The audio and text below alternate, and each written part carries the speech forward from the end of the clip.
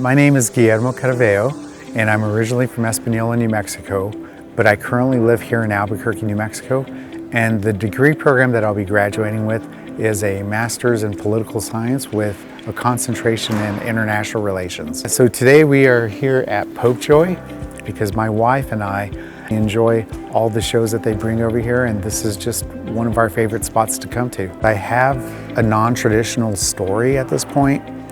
I've been out of school for almost 20 years. I graduated with a BA in economics and then an MBA in finance.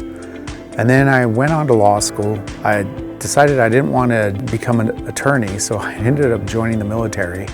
And I ended up studying Chinese Mandarin while I was in the Navy.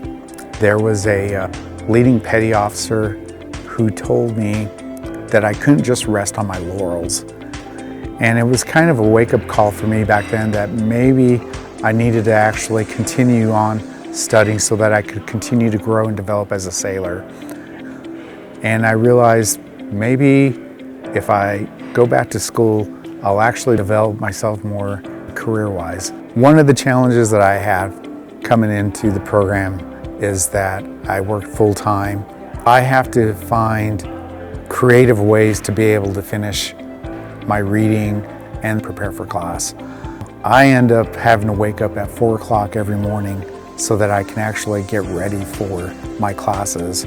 And then I have to prepare to go to work, and I'll be at work for 8 hours a day, and then I'll have to go to class, and then after class then I'll have to go back and study. One of the most transformative experiences I had in the program was in a fundamental class called The Professionalization of the Political Science Profession. The professor focused on how in a literature review you start off as broadly as you can and then you kind of narrow in on the topic. And that was kind of like a light bulb moment for me because I had never learned how to actually write a proper literature review prior to that class. And so I was able to take a lot from that particular experience and then apply it to some of my other courses that I was taking. And that actually improved my grades.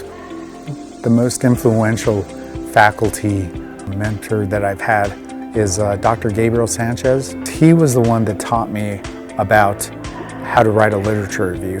But he also taught me that it's okay to have different ideas that may not be within the bounds of the program. It's okay to pursue your interests because there's different ways of actually being able to present your research.